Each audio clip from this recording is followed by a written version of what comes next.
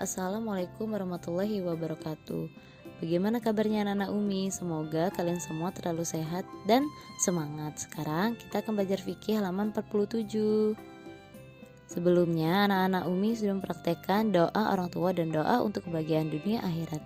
Jadi sekarang Umi mau tanya, siapa yang sesudah sholat langsung mendoakan kedua orang tua? Atau langsung berdiri dan pergi main? Ayo siapa? Bagi yang selalu mendoakan orang tua, acungkan jempolnya, dan bagi yang belum, mulai sekarang jangan lupa untuk selalu mendoakan ibu bapak, kakak, adik, dan keluarga. Baiklah, sekarang kita akan belajar mengenai hal-hal yang perlu diperhatikan dalam berdoa. Dalam berdoa ada adab berdoa yang harus kita perhatikan, karena gak mungkin kita berdoa sambil berjalan, berlari, dan memakai pakaian yang tidak menutup aurat. Kan gak sopan. Kita aja kalau belajar di sekolah harus duduk yang rapi, pakaian yang rapi. Masa kita berdoa dengan Allah asal-asalan? Kan tidak sopan. Nah, langsung saja. Yang perlu diperhatikan saat doa adalah yang pertama, 1. Memulai berdoa dengan membaca basmalah. Jadi ketika kita berdoa, kita mulai dengan membaca Bismillahirrahmanirrahim.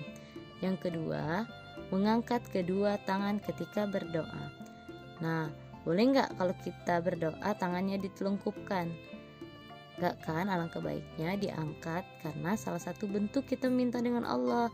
Sama halnya anak-anak Umi minta uang jajan sama ayah bunda, tangannya mengangkat atau menadahkan tangan. Nggak mungkin disebutin di belakang, nggak mungkin kan? Sama halnya dengan doa, kita minta dikabulkan sama Allah, jadi tangannya diangkat. Kalau sudah diangkat, selesainya diusapkan ke wajah kita. Yang ketiga, ketika berdoa disertai dengan hati yang khusyuk dan meyakini bahwa doa itu pasti dikabulkan Allah.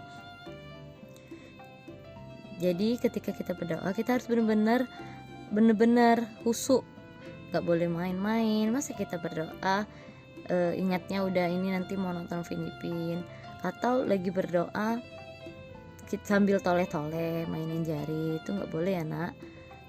Ayah bundanya aja kalau kalian main-main sambil minta sesuatu atau mengajarkan sesuatu pasti marah kan. Nah, sama halnya dengan Allah, dia juga gak mau kalau kita sambil main-main. Yang keempat, menggunakan suara yang lemah lembut. Nah, ketika kita berdoa, kita harus menggunakan suara yang lemah lembut. Gak mungkin kan berdoa sambil teriak-teriak atau dengan kata yang kasar.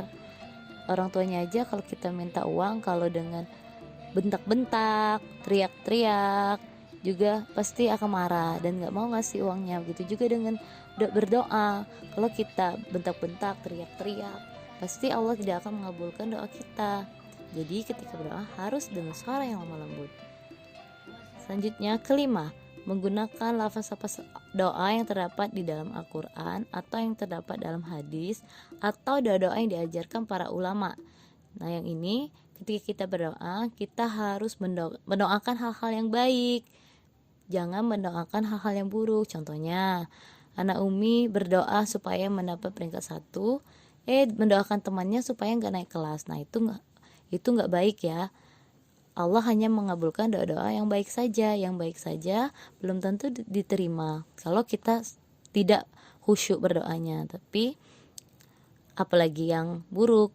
Oke anak-anak Umi, semoga dapat dipahami dan bisa dipraktekkan di rumah adab berdoa, dan tidak pernah lupa setelah selesai sholat selalu berdoa terlebih dahulu. Wassalamualaikum warahmatullahi wabarakatuh.